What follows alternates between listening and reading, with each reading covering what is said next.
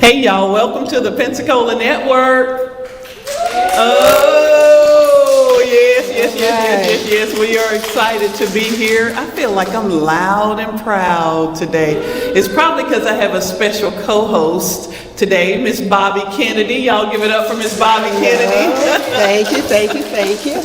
You know, unexpectedly, but thank you. Well, that's why you're great. You're my friend, and you're also great. Bobby is a retired teacher, and dare I say, the consummate volunteer now. Thank you so much, Robin. I appreciate And retired that. politician too. Yes, I am. Yeah. Retired councilwoman. Yes, indeed.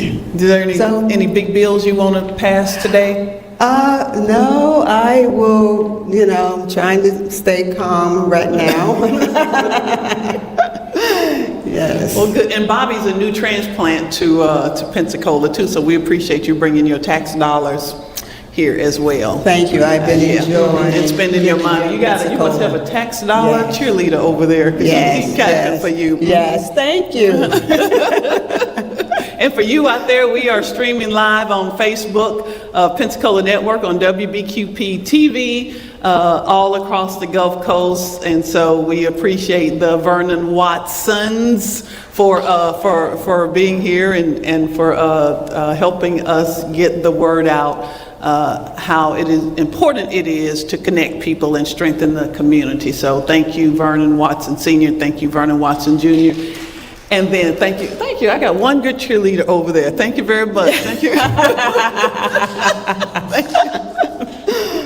And then behind the scenes, y'all can't see because they can't see us on TV. Behind the scenes, we got Laura Richard, our able production assistant. Yes. Okay, nobody clapping for that. That's all right. I'll clap for them. Okay, all right. You know, I was trying to get a little extra play. That's all right. And our great audio, we have a twofer today. We have Sheldon and Lauren Powell today. Yep.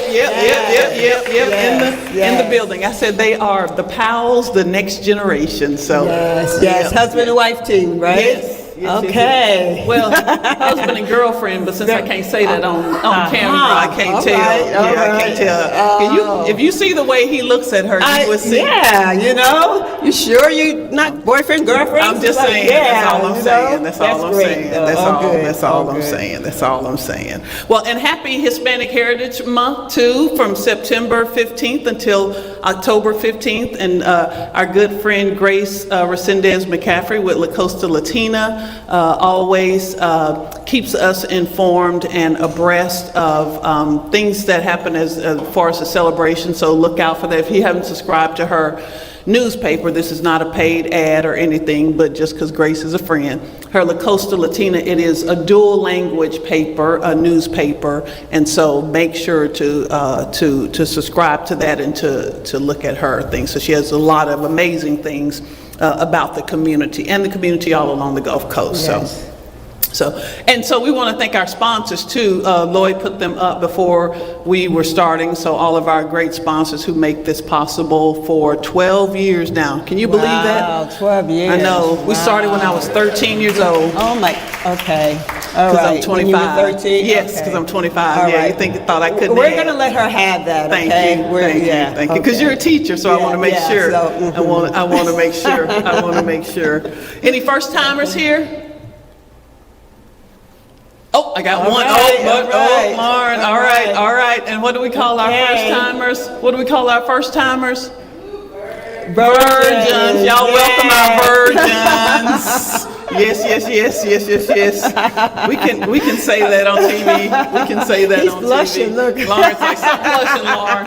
Lauren's up in the high section. Y'all can't see her. She's up in the high. We got two sections. They don't know that because they're out. Oh, okay. They're out there. We do have a few announcements that we want to share with you, community announcements. And the first one is actually happening tomorrow, and it's an ongoing thing. So if you're just looking at this post and you're seeing, since you're here in the audience and you can see Florida Blue is having get your flu shots. Excuse me. And the next one is tomorrow. This is a series of 4 that they are doing. The next one is tomorrow, September 27th from 10 to 2. and we'll post that as well. And they have a couple of other ones upcoming. And the nurse, so make sure you say hi to Nurse Sky. Hi to Nurse Sky. That was a rhyme. You see that? Okay, all right. Hi to Nurse Sky. You're so good. I'm so good. I'm gonna start rapping. Yeah. They have a whole calendar of events. So make sure, you know, controversy about vaccines, but we want you to stay alive. We want you to stay alive. We want you to stay alive, please. Yeah. As our friend April says, we want you to age in good health. Yes. And check with your own doctors, please. Yes. So thank you, Florida Blue. Thank you, Florida Blue, for doing that. And to Sarah, who shall remain nameless. Sarah, who shall remain nameless. Thank you. For doing that. There's also Jazz for Justice coming up November 2nd. The Preservation Hall Brass Band. What? I did not know. Have you ever heard that? I've never heard them, but I heard they're really good. From New Orleans. So we have a special tie from here in Pensacola. I just forgot her last name. Oh, my Lord, have mercy. They're whole sisters. I just forgot her last name. Oh, I'm so embarrassed as a historian. But so they helped to start. I can't even think of her. Okay. Billy is her first name. Okay. They helped to start. Her and her husband helped to start Preservation Hall Brass Band, and she's from Pensacola. Oh, really? So, over in New Orleans. Great. So they will be here November 2nd. We will also show that on Facebook. We'll show that. Yes. And then something I'm gonna have Bobby talk about this one especially.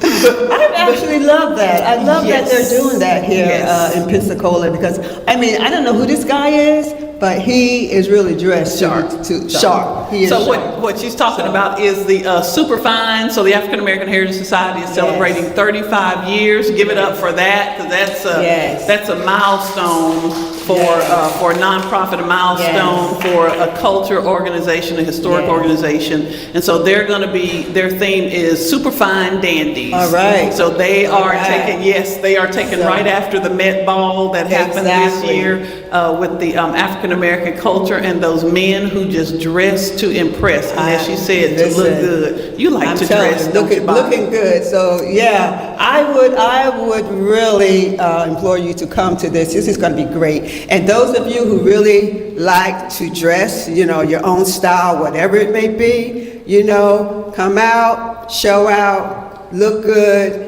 And those of you who are maybe single, men and women, really dress to impress. Did we just turn this into a dating show? Did we just turn this into a dating show? I went a little too far.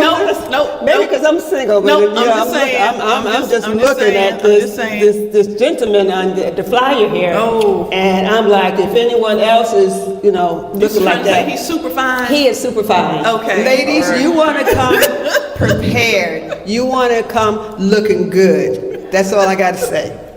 Okay. The African American Heritage Society has now become a dating. No. Listen, however you need to be happy. That makes me happy. Yeah. And finally, we want to just highlight a couple people in the Bella magazine. Our good friend Sunshine Moore and Blab, which now is broadcasting right here from the Villa Square, is in the centerfold for September. This is for September, so make sure to check that out for Bella Magazine. Make sure to check that out.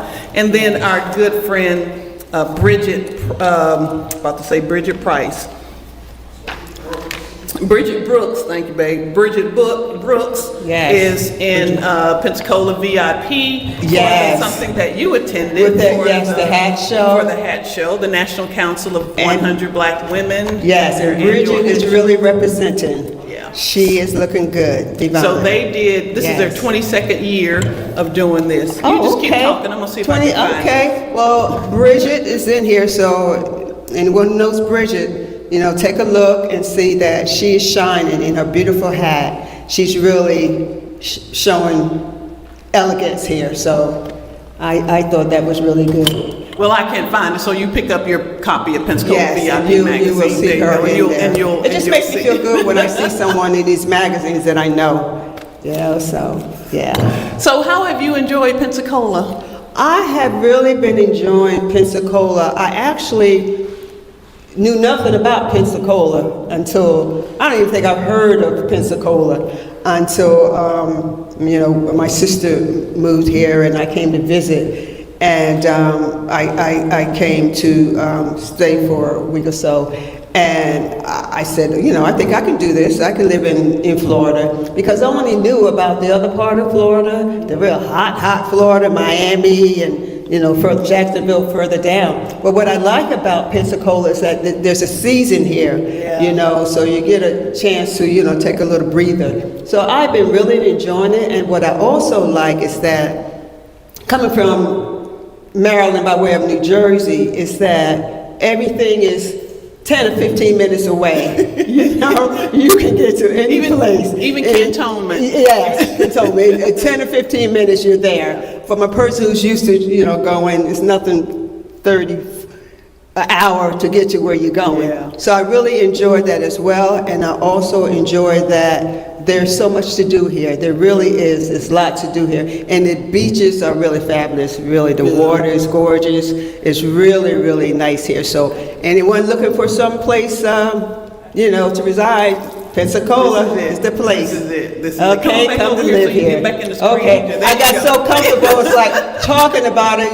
It's a happy place for me. It's a happy place. That's all right. That's good. Well, let's give away some door prizes before we get into our special guest here. Let's get away. So we're gonna pull. I'm gonna have you pull two out of there, please. I'm gonna put it down. Then you can pull two. We've got two door prizes courtesy of IMS Expert Services. One more. One more? Oh, okay, I'm sorry, you did say two. Yeah. Well, okay. Oh, Sarah Rodriguez with Florida Blue. Come on down. All right, come on down. Yay! And I think Geraldine left. I think she had to leave. She had a concert to go to. So okay. Let's pull one more. Okay. Oh, Miss Sheikah Drake, we're going to pull one more because she already gets a prize.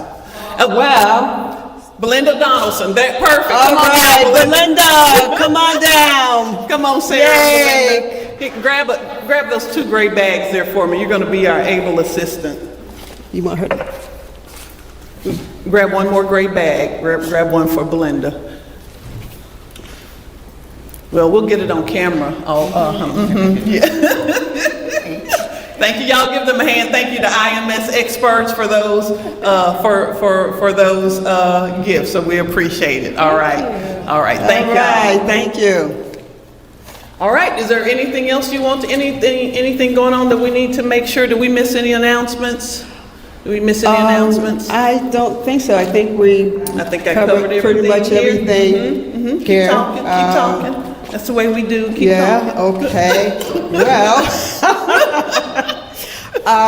Robin, is there anything else that you have to add? Anything that we can say and we're okay with it politically? Oh, well, so two things. One, I just want to, both Vernon Watson and I were today at the Gulf Coast Veterans Advocacy Council's Homeless and Veterans Stand Down today. It is one of the few, if not the only, I think, veterans stand down that's going on in the nation now, where veterans can come out and get resources from all different places in the community. I think there were a couple of hundred people there throughout the day. Great. Yeah, it was really amazing, and the different organizations that represent veterans, from governmental agencies to nonprofit agencies to healthcare agencies, were all there. So that was about a 5-hour deal this morning. So just really important, especially as we run to Veterans Day this year. So that was really important. Oh, that's a great program. So am I understanding that this is done here every year? Or? It is done every year here in Pensacola. It had been done throughout the nation, and so we've seen that shrinking. Although we've seen veterans increase, the numbers increase, and especially disabled veterans. Yes. Needing all those additional services, so it's really good. Yeah. Oh, that's good. So they have a great team of volunteers who put that on. Oh, wow. Yeah. So I understand it was a great turnout. It was. Right? It was. Yeah. Okay.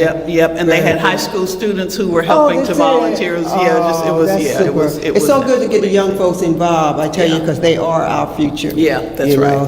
That's right. And then the other one is Vernon. We've been together an awful lot this week, huh?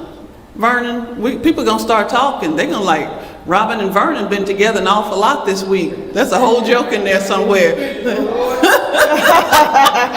Lord and Mary gonna be like, as my big brother say, what's really going on? But we were together on Wednesday for the hunger kickoff. I dare not say celebration, but hunger kickoff luncheon, because September is Hunger Awareness Month, and so EPPS Christian Center and EComfort had that kickoff luncheon and raise funds so they can continue. I think she said they feed, how many thousands of people per month they feed homeless people, provide breakfast. That they do, every month. Fantastic. So great.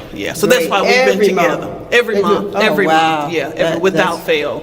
Rain, sleet, snow, shine. They're better than the post office. So it's an inside event where they come in and they can eat inside. They can take it with them. Wow. So at EPPS Christian Center, we'll put a link to their website, and so it's really, really good work. So that's another opportunity for people out there if you want to share your resources, what you can give. Well, thank you, Bobby, for co-hosting this portion. Thank you. My first time, I enjoyed it. Thank you. You did wonderful. Did I? Okay, you did. great. Thank you. You did. Well, we're gonna transition here. So, so I can leave. And so before I forget, you can. I can leave. You can leave. I do want to mention. Thank you so much for this note here. That you stay back in the thing. Don't leave me up here by myself, because I told you were done. But I mentioned that we have Sheldon Powell here. The naming of the street in Belmont de Villiers, the honorary name for Reverend John Powell, looks like it's going to happen in November. So we're excited about that the family has okayed that this November. So it is an honorary name. So it's really an honor, because he did good work. He did good work for decades here. The little while that I knew him, he was just such a terrific man, so fantastic, so giving, such a kind heart. And I know you and many other knew him longer than I have, but anyone that knew him, he touched your heart. So I'm so happy that that's happened and so quickly, because lots of times that takes a long time for, the naming of a street or something in honor of someone. So I'm happy to hear that. That's great. Me too. And for, again, that he did good work. He left a legacy of good work. I'm going to leave it there, because there's a whole bunch I can say about people leaving a legacy. But he left a legacy of doing good work. And so, so we are grateful for that. Y'all give it up again for Bobby Kennedy, retired teacher and volunteer extraordinaire. And we're going to transition here. So next up, did I forget anything? Oh, we get your microphone, Bobby. We ain't got Oprah money that we can have 3 microphones. Oh, okay. We got Laura Richard. I got carried away. You really did, but that's okay. I have to give it to him. Okay. We're gonna put it on Sheikah here. Can you put it on? You volunteered and you're a production assistant. So, I will talk about this, but again, we are winding down the year, and so next month will be our last speaker month. Within November, we call it our Give Back Month. So if you are a nonprofit, represent a nonprofit, and want to have a space to share what you do, how you give back, educational, charitable, science, however you see to give back, this is a space for you to do that, because I know, especially at the end of the year when people are choosing where to make their donations, we want people to know those organizations in the community that are doing something. So reach out to my production assistant, Laura Richard. Okay, I'm gonna get in trouble here. Like I got an assistant. Okay, come on up, Attorney Drayton.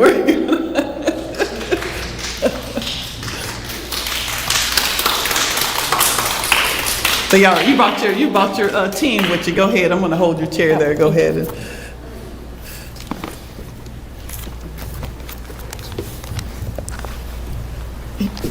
All right, y'all ready for this part? Okay, don't forget my big applause thing, y'all. Ready? Okay, all right. Oh, yay, and I hadn't even started yet, so.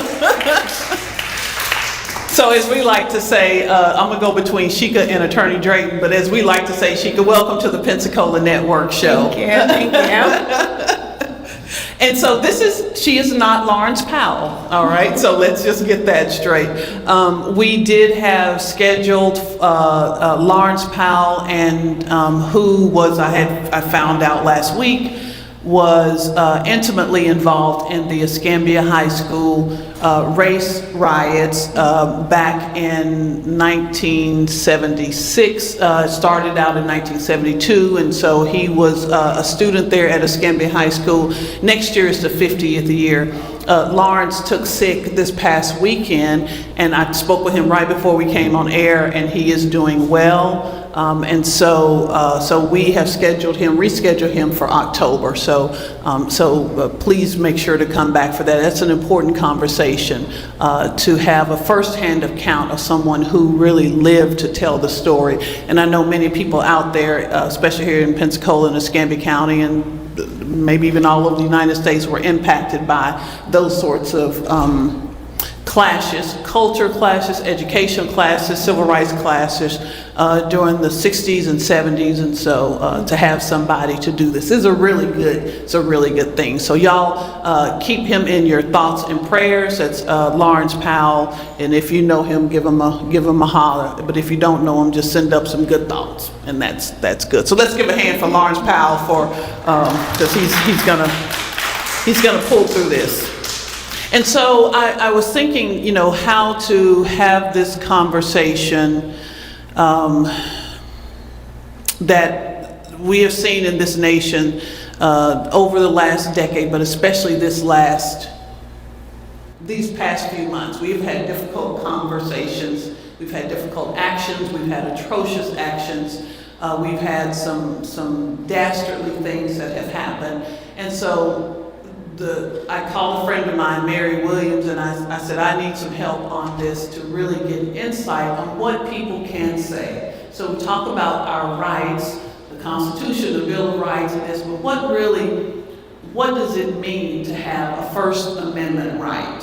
What does that mean? So I called Mary, who is, again, a friend and an attorney, and so she is still in D.C., and she said, well, I got the next best thing. I got the next best person, and that is Attorney Sheikah Drayton. So please join me in welcoming Attorney Sheikah Drayton. They work together. She is an attorney, and so they work together for in this area, this nonprofit area of civil rights. That's one of her hats. Is that fair to say? That's fair. That's fair. That's one of her hats. So we're going to go through and talk about this in the wake of everything that's going on in this nation. Things that have gone on in this city, in this area, and so we want to have that conversation. And what I pray is that leads to us having more of these conversations, a better understanding in more of these conversations, but also some respect for people where they are. We have Pastor C. Marcel Davis, and I dare say that in the Christian line, you want to love people where they are and not cause anyone harm. And so I think it's important, again, to have this conversation and to make sure that you understand, that we understand what that should mean for each one of us in our respective places. So again, thank you, Attorney Drayton, for having this conversation with me. Absolutely.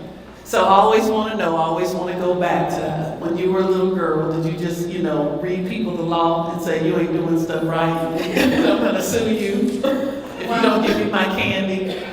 I would say my motivation for pursuing a career in the law was actually my father. He kind of just pretty much predicted my entire life. And he told me I would, go to law school and be an incredible attorney, and it, came to pass. So I would say it was my father who saw something in me, I guess, as a child. So okay, that's my next question. What did he see in you? What were you doing or not doing? I think it was my strong will and, my ability to engage in robust discussions. I won't say debates or arguments, but robust discussions, even as a child, which he encouraged us to speak our mind and to challenge ideas, and that kind of developed into an interest in the law. Was this conversation around the dinner table? Is this how you were raised? Is it right, very intentional? Mm-hmm, very intentional. That's just how we were raised, yeah. And so where was this? Where'd you grow up? I'm from Miami, Florida. Okay, Yes. okay, all right. The other end that Yes, Bobby was talking about. yes, the other end of the state. that We gets used to very call hot. that the real Florida, but now we know Pensacola is the real Florida. Okay.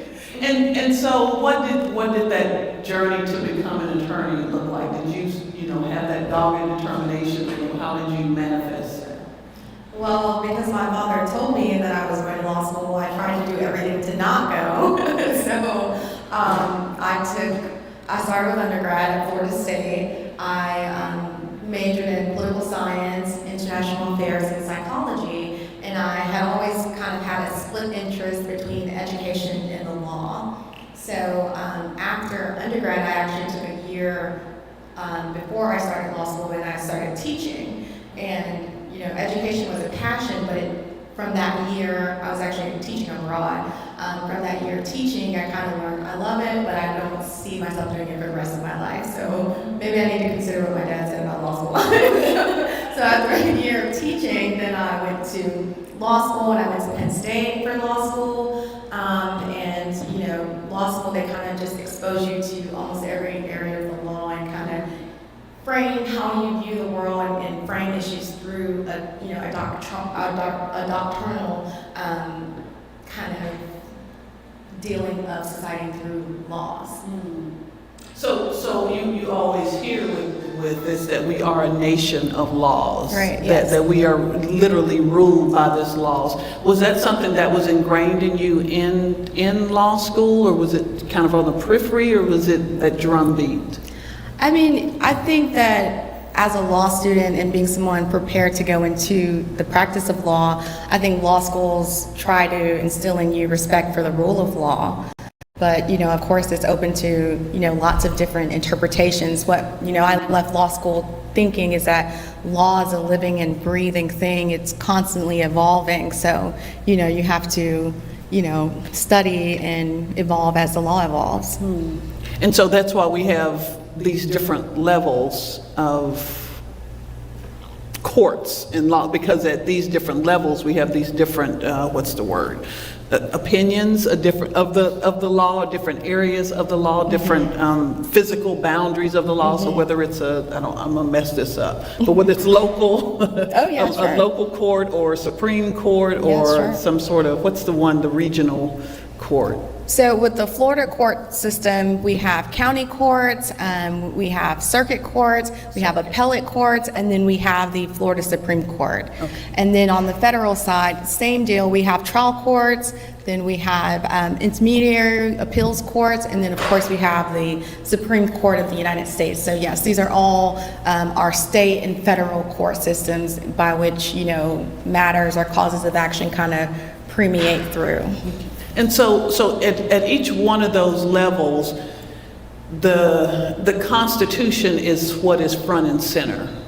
Absolutely. Or should be. Absolutely, yes. Okay, Yeah. all right. I'm not going to challenge you on that. No. I think the Constitution is a great place to start when talking about the First Amendment.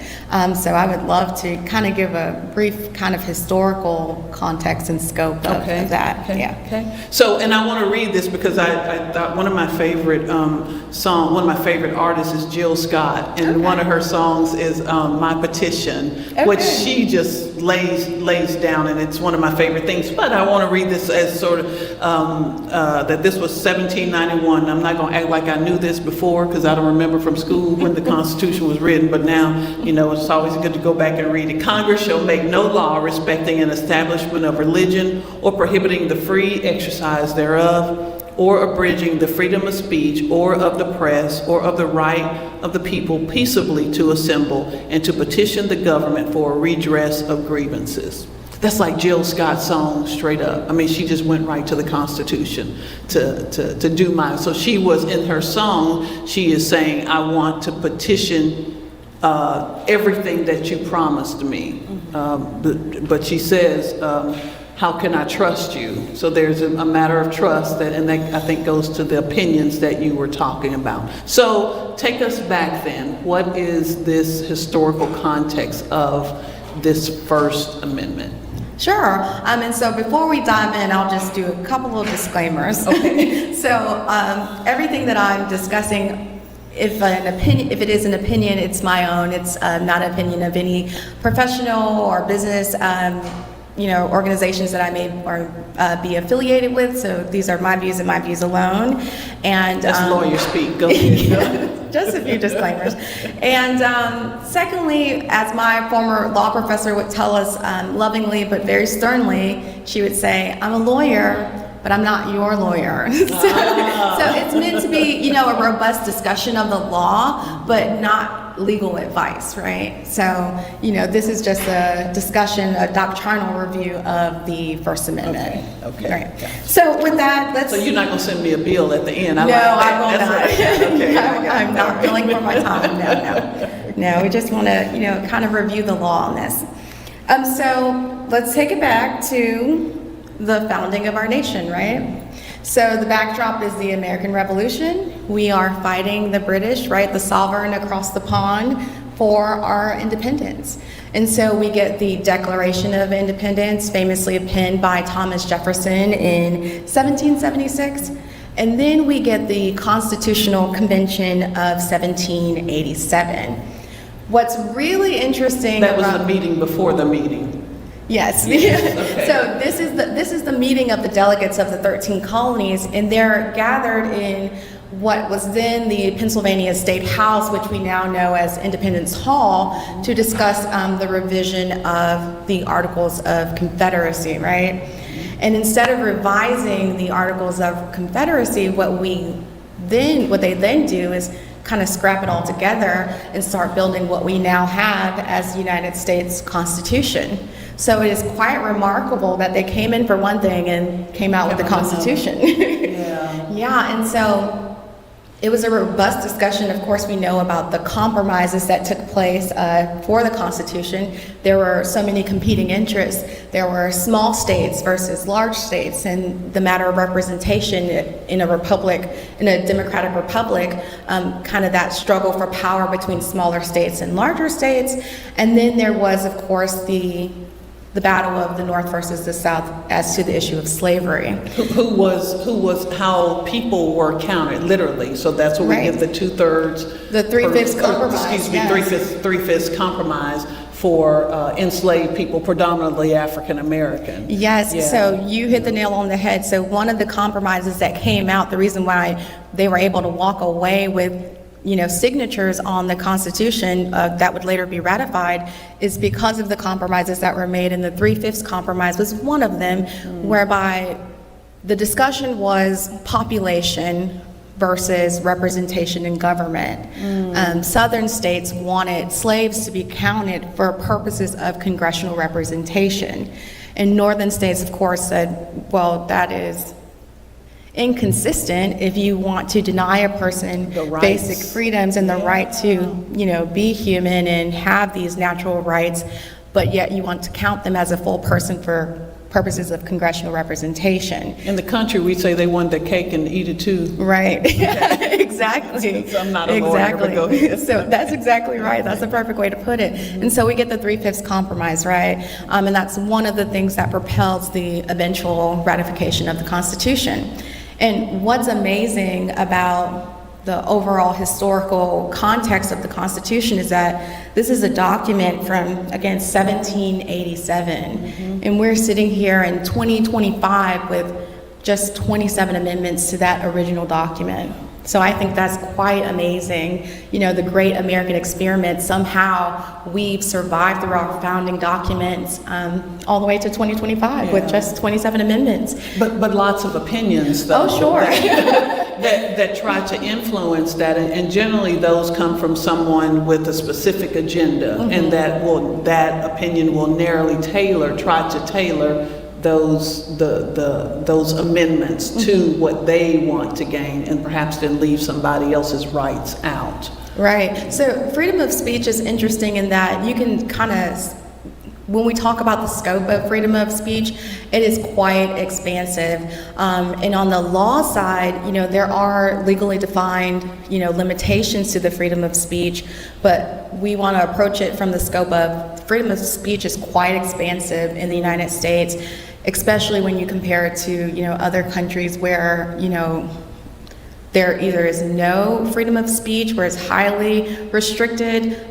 North Korea, of course, comes to mind, where, you know, protesting the government isn't just is not considered a civil thing to do, but it's something that can, like, end your life. It's that serious, right? Even saying, and I know, you know, even for China, even saying that Taiwan is or is not part of China, Right. then perhaps may get you jailed. Absolutely, or, yes. Or yeah, something even worse. Yeah. Yeah, so Yeah. we can, you know, start the conversation of the freedom of speech from an appreciation that here in the United States of America, it is, you know, a natural right. And so although we have the First Amendment that kind of spells out our freedom of speech, it's actually thought to be a natural right that you don't actually have to put on a piece of paper to have. It's kind of that inherent right that, you know, you're kind of born with. But when we're talking about the First Amendment, we're talking about freedom of speech as it relates to government censorship.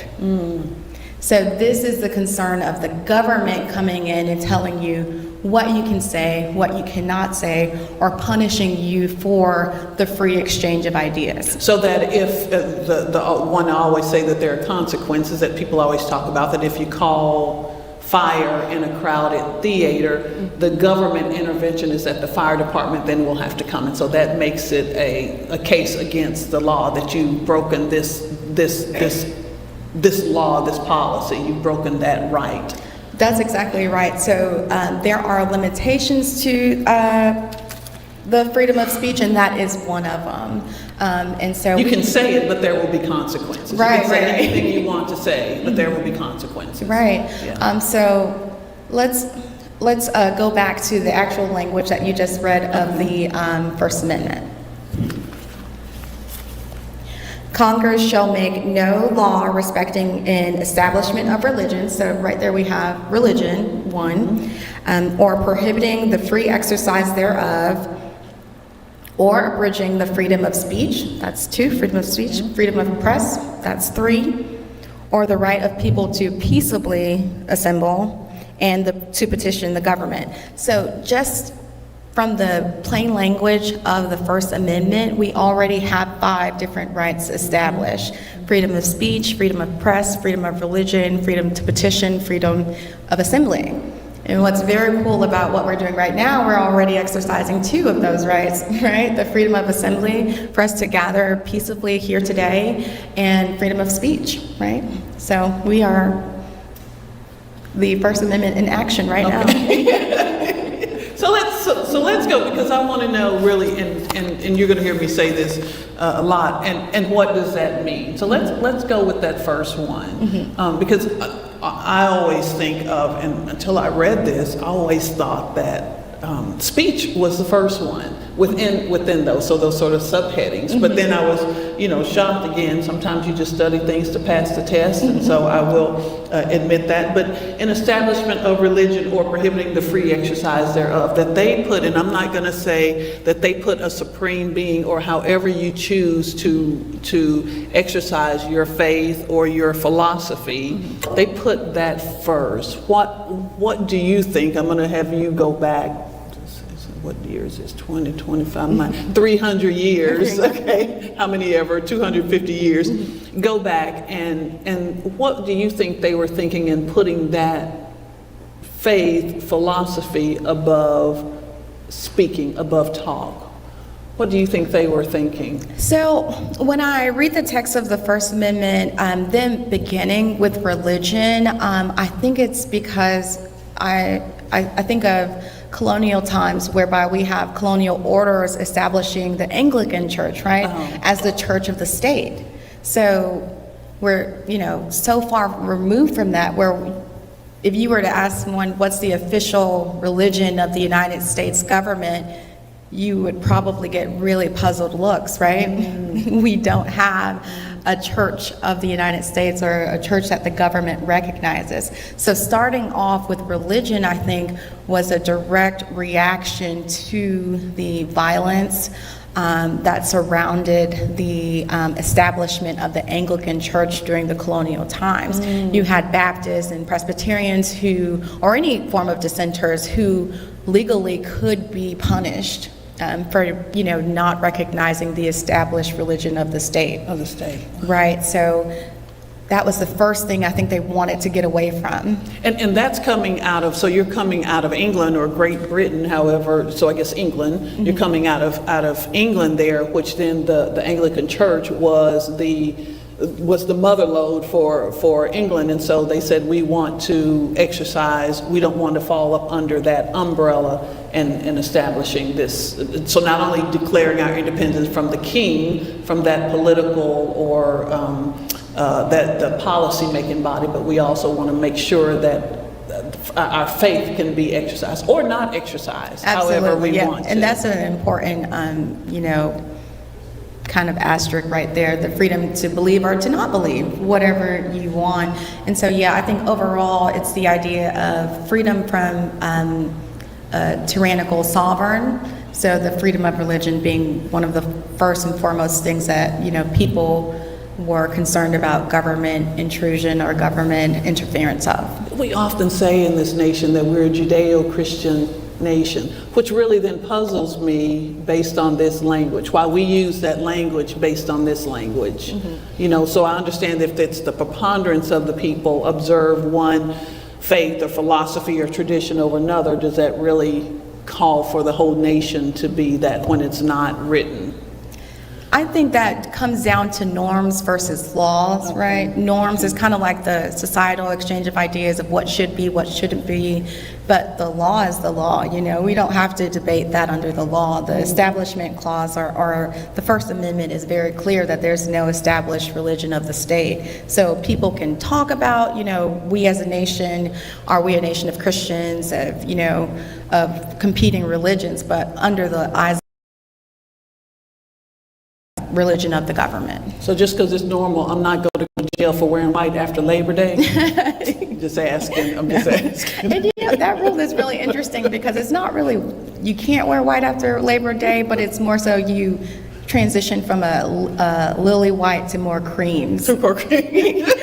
That's definitely a norm, huh? Yeah. That's a clothing, back to our dandy scene here. Okay, so then the one that especially that has been in light and then led to what we're going to be talking about next month, this whole deal is what you can say as it relates to back to Escambia High School, what we've seen, people getting upset with people about exercising that freedom of speech, that right, or abridging the freedom of speech. So don't, So, what does that mean? So we could go back. I want to discuss a case actually from the Supreme Court that kind of, I think, really illustrates just how expansive the freedom of speech is in America. Okay. Because it is quite expansive, like I said, outside of those recognized and narrow categories of limitations. So let's discuss Brandenburg. Okay. So Clarence Brandenburg was a leader of the Ku Klux Klan who, this is set in Ohio. So let's see, 1969 is the opinion from the Supreme Court. And if anybody's interested in pulling up the case, it's Clarence Brandenburg versus State of Ohio. Okay. So here we have Clarence Brandenburg. He's a leader of the KKK, and he calls up his local news affiliate, television affiliate, and says, hey, we're having a rally, a Klan rally on a farm out in Hamilton County, and we'd like you to come.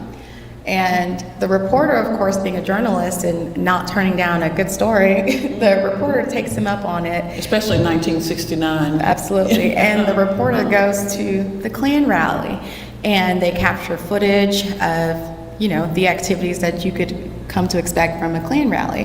And they capture lots of speech that we, of course, would, think of as very divisive types of speech against, African Americans and Jews. Mm-hmm. And the news reporter later publicizes some of the recorded footage from the rally.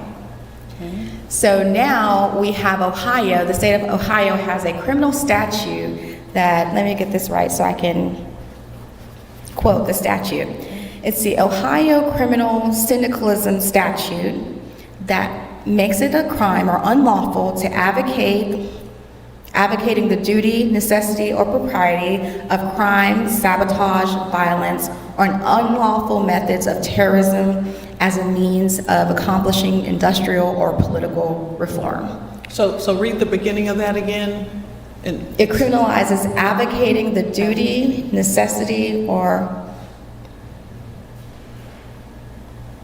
duty, necessity of crime, sabotage, violence, or unlawful methods of terrorism as a means of accomplishing industrial or political reform. That was a state law from Ohio. Absolutely. You So, can't yes. advocate for any of that. Exactly. Okay, So okay. now we have a crime punishing what they deem the actions of Clarence Brandenburg falling underneath. Who was the reporter? Clarence Brandenburg was the KKK leader. He was the KKK leader. Right. Okay, all right. So once this news is broadcast and several statements are made, of course, I think there's a direct quote attributable to Clarence Brandenburg saying that African Americans, of course he doesn't use that language, but African Americans should return to Africa and Jews to Israel. So it's like really just, inflammatory language. And then the newspaper. The TV outlet. Oh, and the TV outlet. Has, broadcast Footage of this broadcast. Right, absolutely. Okay. So ultimately, he is charged under that statute, and he is fined $1,000 and sentenced to from 1 to 10 years in prison. So although he, he basically reserves the appeal for challenging the statute's constitutionality. Okay. So he's at the end of the road, but he says, this is not the end of the road. I may have been convicted under this statute, but I'm going to challenge the constitutionality of the statute. And this is a quick time, I'll pause really quickly to talk about challenging the constitutionality of statutes.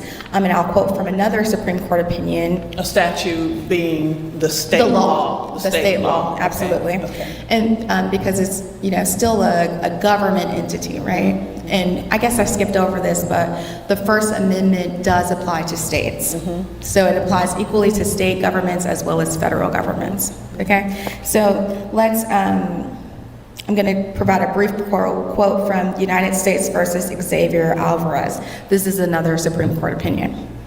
And it says, as a general matter, the First Amendment means that government has no power to restrict expression because of its message, its ideas, its subject matter, or its content. As a result, the Constitution demands that content-based restrictions on speech be presumed invalid, and that the government bear the burden of showing their constitutionality. So that the government has that burden of showing constitutionality, and here is a person who's been convicted under a state statute, which he challenges, infringes upon his First Amendment right of freedom of speech. So let me to be clear. So they're saying that this is a criminal matter, but you still reserve the right that if someone says that to me, that it can become a civil matter, so that I can say you've impeded upon my rights as a person, not the government, but you've impeded upon my rights as a person, and you using that sort of language towards me defames me, and I can take you to court. So I can use the court of law for that in a civil matter, but not in a criminal matter, because I'm not coming up against the statute or the amendment. You can say whatever you want to say, but there may be some accountability civilly. So the way I would frame this is that even though it's a criminal statute, Brandenburg is looking at it as improper government censorship. And that's how we get to the First Amendment. Okay. Yes. But again, that's on one side with the government, but on the personal side, you still have, that's where civil courts come into play. Oh, absolutely, yes. Okay, Yes, if we're talking about First Amendment, we're talking about the government strictly censorship. government. Okay, Absolutely. okay. If you're talking about person to person, then we kind of get into the areas of defamation, Okay, false statements. Okay. that kind of thing, yes. Because I think that's an important deal when people get mad because someone says something. You have to, and I've seen like the ACLU and other organizations defend the rights of people who would have this, what I would consider egregious language against someone that in my mind causes harm, but it's very legal for them to say. And so you've seen legal organizations defend the right for people to say it. I don't agree with the content, is what they're saying, but I defend your right to say it. And I think that is what this whole deal that we've seen with the Jimmy Kimmel deal, saying that the government has stepped in where the government doesn't belong. Okay. Yeah, that's I'm going to law school. You bet. I'm going to law absolutely, school. you should definitely go. That's a great way to frame it, and that kind of brings us back to Brandenburg. Here he is, a leader of the KKK, making these statements that many people probably would not agree with, and many people would think is, very divisive. But here we have a Supreme Court opinion defending his right to do so within the confines and the context of the First Amendment. You don't have to like it, but the government has to respect my right to say it, as defined by what the government has said already, that even though you said this is a natural right, we've defined these rights still. Okay. It's a natural right, but it was a right that was so important, and that the founders were afraid of government censorship, that the founders of the Constitution, or the framers rather of the Constitution, decided an amendment was necessary. Okay. Like, we know this is an inherent right, but we need to know that the government knows this, so we're going to put it in writing, essentially. Okay. So Is this making sense, y'all? This making sense? No, this is, okay, all right. I'm going to get to my notes of Brandenburg so we can see how the court kind of rationalized that decision. I mean, you bought the tea with the KKK one, didn't you? You didn't go gentle into that good night. You just Yep, he was a KKK leader. Okay, so the court in Brandenburg reasoned the government cannot punish mere advocacy by criminal punishment or assembly with others. You must distinguish mere advocacy from incitement to imminent lawless action. So it kind of provides this backdrop of, I can say something that is so far from what many people would agree with, but if there's no call to incitement of imminent lawless action, that flagrant language still passes that constitutionality protection, still falls within the confines of constitutional protected speech. That's why we see a lot of people saying these, again, what I would think egregious things with a smile.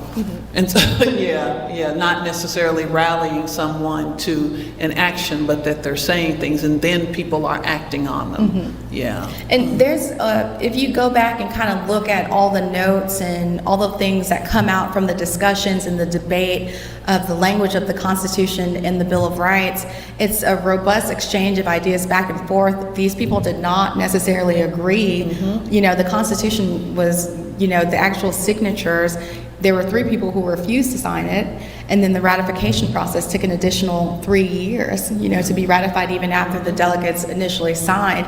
So is this something that came about from, a lot of give and take, a lot of discussion, and a lot of people who did not agree with each other? And they knew, as framers of the Constitution who did not agree with each other, that they had to put some kind of protections for a people or a nation to have a free exchange of ideas among people who would not agree with each other. And I suspect that some of what they were thinking was that if I don't protect your rights, then who's going to be there to protect my rights? I'm going back to that quote, and I don't remember the German Lutheran pastor's name. I made that quote earlier this week that I'm going to butcher some of this, but he kept calling, after World War II, he kept calling the roll, that they came for the communists. I was not a communist, so I didn't speak up. They came for the social democrats. I was not a social democrat. I didn't speak up. They came for the Jews. I was not a Jew. I didn't speak up. They came for me, and there was nobody there to speak for me. So that if you don't speak for the whole of it when it's time for someone to defend your rights, there will be no one there. to defend. I don't have to agree with what you are saying, but I have to respect the fact that you can say it. Right. And so when I was Without violence. Without violence, yeah, that's the critical part. So when I was looking at the justifications for freedom of speech, 4 things kept kind of popping up that were heavily considered by the framers of the Constitution and subsequently the drafters of the First Amendment and the Bill of Rights. So justifications for freedom of speech. First, we talked about it already, kind of that natural right that it's just inherent that you as a human being have the natural right of freedom of speech, the freedom of expression to express your ideas and to not kind of almost ties into the idea of free will, to be able to speak your mind and not to have the government tell you what to think or believe, right? So we have natural rights or inherent rights. And then we have the idea that the government by the people, right? If the government is a representation of the people should be able to openly criticize the government, right? It has to come full circle. We can't, we're a democratic republic, so democratic... Small d, small r. Kathleen Cleaver famously said, small d, small r. Don't get it confused with the political party. Yeah. This is truly the process that I'm after. It's the process. We can vote in elections and we elect our representatives, and it's the idea that our representatives have to act in a way that protects the interests of the people, right? That's the redress of grievances, that I should be able the petition, to come to absolutely. petition of grievances, yeah. Yes. Yeah. That's one of the 5 kind of rolled into the First Amendment, absolutely. Okay. So that's one of the justifications, another justification for freedom of speech. Okay. And then the discovery of truth. It's the kind of idea that there's no monopoly on truth, right? We need to have that free exchange, and it kind of addresses the idea that not every idea should be given equal weight, but we kind of just throw them all out there, and then, reasonable through rigorous exchange, we kind of arrive at the truth, right? You're entitled to your own facts, you're not entitled to the truth. Is that you're entitled to your own opinion? Your own opinion, yeah, you're not, yeah. Yeah, it's the idea that, I might, like, flat earthers come to mind, right? Like, I don't have to agree and believe that the earth is flat, but we live in a society that you absolutely have the right to believe that the earth is flat. You can be a flat earther. And that you can convene, that you can assemble. And you can, right, absolutely. Yeah. You can exercise that right to peaceably assemble. What are as those flat other things earthers. I learned about when I saw the flat earth? People who believe in the large animals, the Furbies, I think they're called Furbies, people who believe in cosplaying the large animals, that you have that whatever your interest is, whatever your passion is, I don't have to agree, but I do have to respect that, or the government, I'm saying as a people, we have to respect your right to peaceably assemble. Right. Yeah. And so one of the things I wrote down also. We should have this conversation every year. I agree. It's an important conversation to have. And so it's the idea that every idea must be heard and every idea must be subject to scrutiny, right? So we're not just putting ideas out there to put them out there. We're actually putting them out there to debate and discuss and scrutinize them to arrive, at the truth. So we can get it for the whole of who we are and not just for the 3/5 of, just want to go back to that. I love when a discussion comes full circle, yes. Yeah, and that's actually interesting enough. That was another compromise of the Constitution as well. The fact that we have 2 houses of Congress, right? The House of Representatives, which is based on population, and then the Senate, which is equal representation among the states. So that was yet another constitutional compromise that brought us here today. Wow. Okay.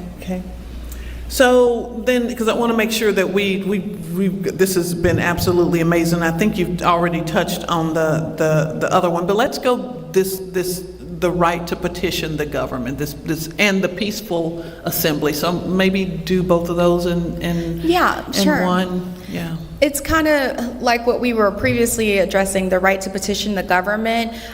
If we as the people, who have elected representation within the government, we believe that the government is not doing what aligns with our interests, we can petition the government so that it's almost another method of the people kind of inserting their will within the government, right? And I think that's the basis of our Constitution and the Bill of Rights, is so that government or governance never is too far removed from, the voice of the people. So a petition is just one of those methods by which people can say, hey, government, I don't agree with this, and to almost challenge a system or structure.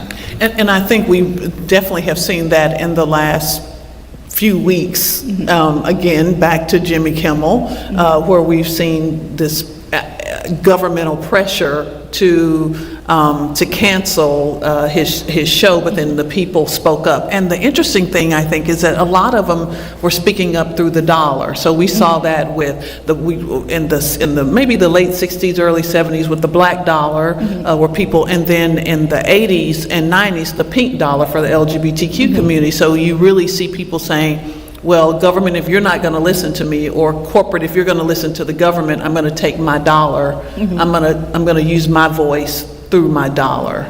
Yeah, so that's actually fascinating, because it's actually discussed in one of the Supreme Court opinions that we talked about earlier, Alvarez. That's actually in the context of freedom of speech, that's one of the things that the court kind of highlights, is that we don't need government censorship. We don't need the government to come in and say what's right or what's wrong or what you should believe, because the people, the public, do a very good job of it themselves. The public is very vocal, and they will sort it out themselves. The public will scrutinize these ideas. The public will scrutinize, we'll have a robust discussion, and the government can kind of back away from it without, coming down with an iron fist as to what to believe. Unless we start out with saying that certain people aren't whole. Right. Then government, we need to have a conversation. What Joan Rivers say, can we talk? Well, and that would bring us to the 13th Amendment, of course, which abolishes slavery. But yes, that 3/5 compromise is kind of what got us across the line to eventually lead to the ratification of the Constitution, and later on, addressing the kind of shortcomings of the Constitution is where we arrive at the 13th Amendment. So I want to bring this to a close. This has been fascinating, and I promise you, when I say this, I can go over another hour with you, because I appreciate your historical context on this. Again, in these last weeks and months, we have seen people who have protested governmental actions, but then corporate actions based on either what some perceive as undue influence in government. But then we've also seen companies who have sort of, and I'm going to use this word, it may not be fair, kowtowed to what some in the government, federal government, it feels like, although we're seeing it at the state, have just relinquished their rights for the mighty dollar. That's what it feels like sometimes. So how do you square that with, because you started out with this historical context, I want to end with this. How do you square that with what the framers were thinking? Do you think that they saw what we're seeing today as they were penning this? Do you think that they saw this, us, having this, as you said, from 1787 to 2025? Do you think that they saw this? I think that the framers of the Constitution knew that there would be factions within the country, and that these factions would inherently have competing interests. I don't think they could have envisioned or imagined the country that we now have today. But even with the, a largely all-white male delegation, they could still see the tensions between the North and the South, and smaller and larger. So they kind of knew, divisiveness and factions and competing interests would be a real reality of, and challenge to the creation of a nation, right? So factions then, factions now. Absolutely. I think they couldn't have imagined where we would be today, but they knew from the beginning that we would, face competing interests and competing ideas. Yes. Two black women having this conversation about the Constitution when A, we were not even considered a whole person for counting, and then B, we could not even vote. Yes, to ratify that. Whenever I'm in a room full of lawyers and we're discussing, you know, constitutional law or amendments, I always make the joke that it took at least 3 amendments for me to be in this room. So, you know, so yes, that is a very real thing, you know, Yeah, amazing. Well, thank you so much. This has been way better. That's, if I can frame it that way, than what. And so I'll kind of. What is your hope? Your dad was saying you need to be a lawyer, right? How many ever years ago? What is your hope for, I'm going to skip a generation, what is your hope for grandchildren with their rights? What is your hope for them? I think that maybe down the line, maybe we'll have a few more amendments to the Constitution that will expand those natural rights and human rights that we think of as inherent, but again, we may be afraid of government censorship or government intrusion. Maybe we'll have more amendments down the line that actually expands upon those natural rights and enumerates those natural rights. But ultimately, what I would want for future generations is continued civil discourse, the continued freedom of expression and the free flow of ideas, and for the idea of being an American to look completely different as it goes from person to person. There's no monopoly on what an American is, what an American looks like, what religion an American practices. And so I want the most inclusive and expansive idea of what it is to be an American going forward. Yeah, hear, hear. Thank you. Y'all join me in thanking attorney Sheikah Drayton. Absolutely amazing. You should do a primer every year. You should do let's meet over the wine and Constitution, or let's wine over the Constitution. I don't know. I don't know. Let's open it up for questions. Any questions? We have, okay.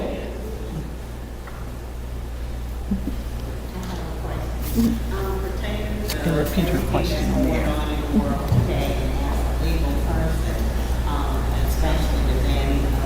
Knowledge, excluding African Americans in history, the exclusion of immigrants that are in the country. Are you all overwhelmed trying to understand that and pursue the legal?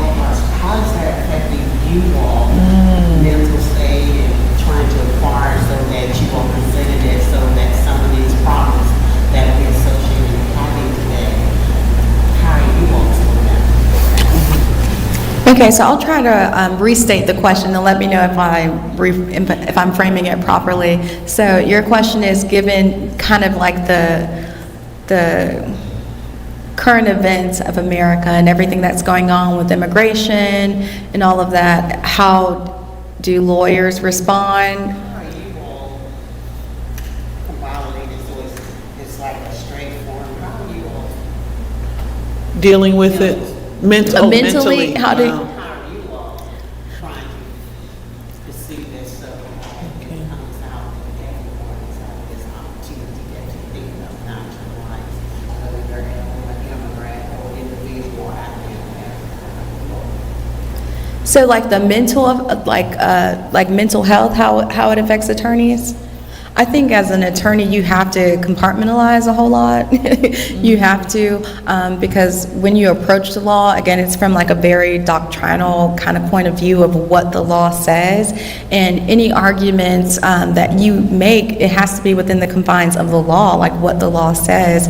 And of course, that's why we have litigation. It's an adversarial system, because we have one person that argues this is what the law is and another person who argues separately. But I think you have to compartmentalize that as an attorney when you go in and you say what the law is versus, you know, who you are once you leave the office and your feelings as it relates to individual matters like immigration and deportation and all those kind of things. So it's compartmentalization that keeps me kind of going. In the rule of law, black letter law, we call it black letter law because it's the black letter law. It's what we can see right in front of us is what the law says. But how I feel about it is, you know, completely separate and compartmentalized from the rule of law. That's a good, that's why they give y'all opening and closing statements, huh? So you can tell people what you think without infringing on the law, huh? Yeah, it's like what I think, there's what I think and what the law is, and it's what I two can separate prove. things. Yeah. Okay, Bobby? Yes. Are you able to give your personal opinion of the fact that you're on camera about the Supreme Court and the way they're functioning and handling things? What is your impression? Sure. So the question was my personal opinion as to what I think about the Supreme Court. And so the best way I can say that from my personal opinion is that elections have consequences. The Supreme Court in its current configuration is an exact reflection of who we as citizens of America elected as president. So, presidents have the power to appoint members to the Supreme Court, and they typically do so with people who are aligned with them ideologically, right? So a conservative president is going to appoint conservative members to the bench. A more progressive or liberal president will do the same. And so when we're looking at the configuration of the current Supreme Court, several of those conservative appointments came from a conservative president. So that's what I would leave it at. Elections have consequences, and our current Supreme Court is a reflection of voting. All right, so, Lisa? Is the president above the law, enable him to say whatever he wants to say to whoever about whatever, and him not to suffer consequences as applied in the law? So that was a great question. So her question was, is the president above the law? And so when we're talking about that in the context of the president above the law, we're kind of moving away from freedom of speech, and we're talking about presidential immunity, and we're talking about the separation of powers. So separation of powers is the idea that we have three branches of government, right? Executive, legislative, judicial. So the executive is the enforcement arm, or that would be the president of the United States. And then we have the legislative branch, which is Congress, of course, at the federal level making laws, and then the judicial branch, which of course is our court system, the Supreme Court of the United States. And the idea of separation of powers is the idea that they're each supposed to be checks and balances. Maybe the legislature or Congress can make a law, but then we can have the courts to say what law is, how to interpret the law, and then we have the executive branch or agencies that can enforce the rule of law, right? So your question, even though it's very simple, is very loaded into years and years of constitutional jurisprudence as to separation of powers. And so, in theory, we can say, no, the president is not above the law, but then we're left with the Supreme Court opinion in, right, the Trump decision, where they discuss presidential immunity, and basically we're left with the idea of kind of the expanding of what we previously knew to be kind of a more confined approach to presidential immunity. And it's the idea that if the president is acting within like an official capacity as a head of state, presidential immunity has kind of now been expanded under the current Supreme Court, so that more actions can be subject to immunity.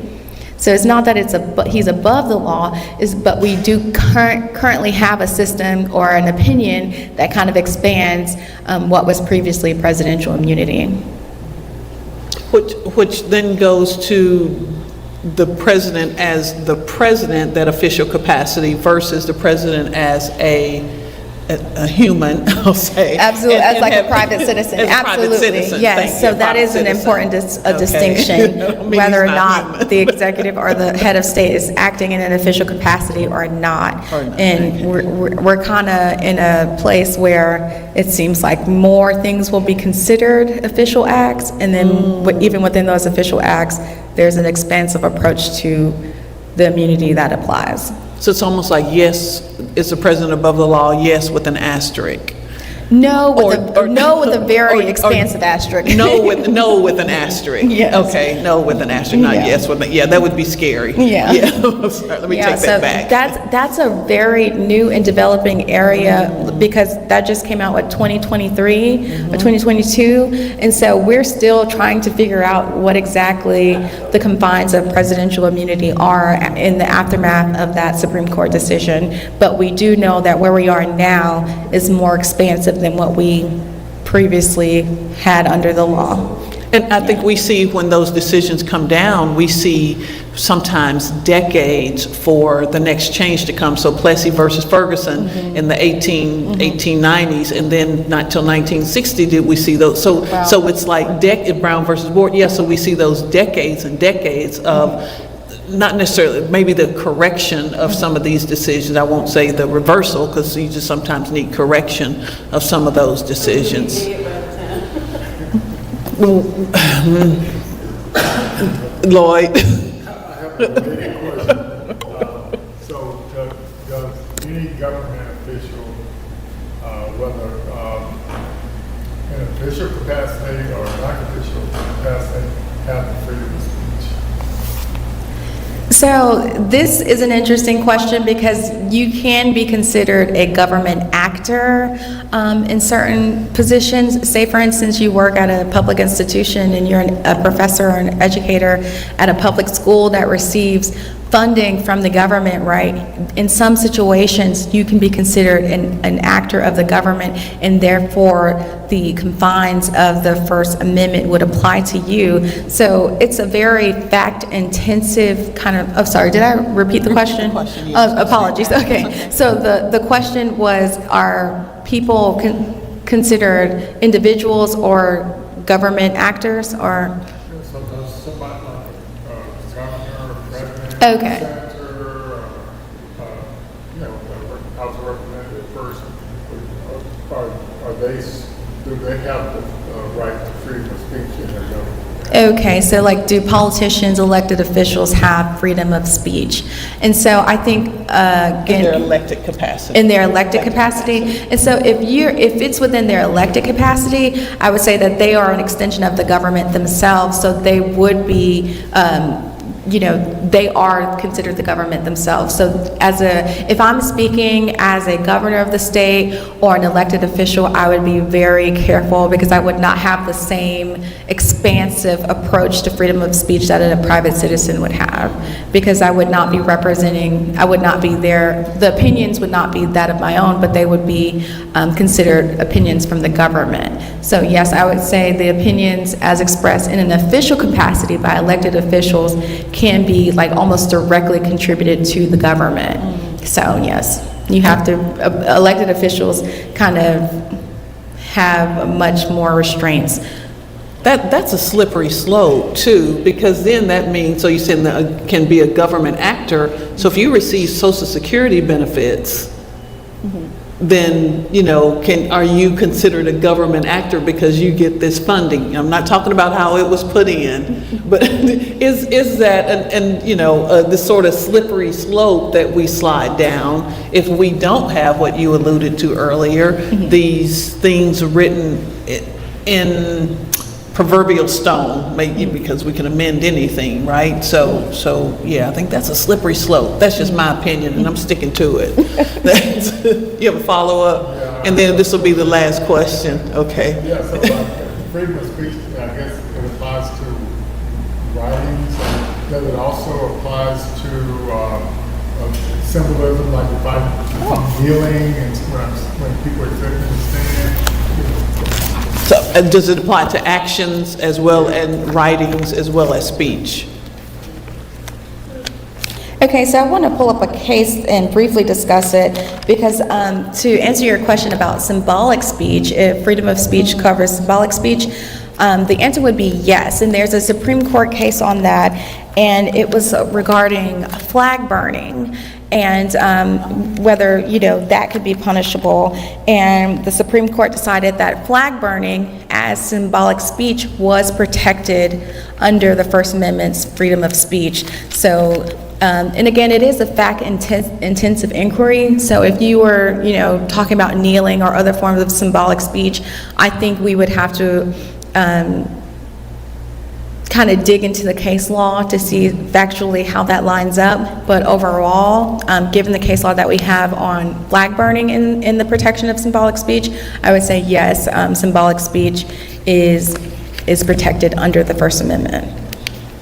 When we are talking about the limitations of speech, defamation, threats, privacy violations, intellectual property, those are some of the limitations, right, of speech. And there are some even, criminal statutes that can be partially or totally defined by just speech. Harassment being one of them, right? You can have harassment just from speech alone, and that of course would not be protected under the First Amendment. And you even have certain crimes that can be enhanced in the state of Florida based on speech if that speech is directed toward a protected group like race, religion, ethnicity.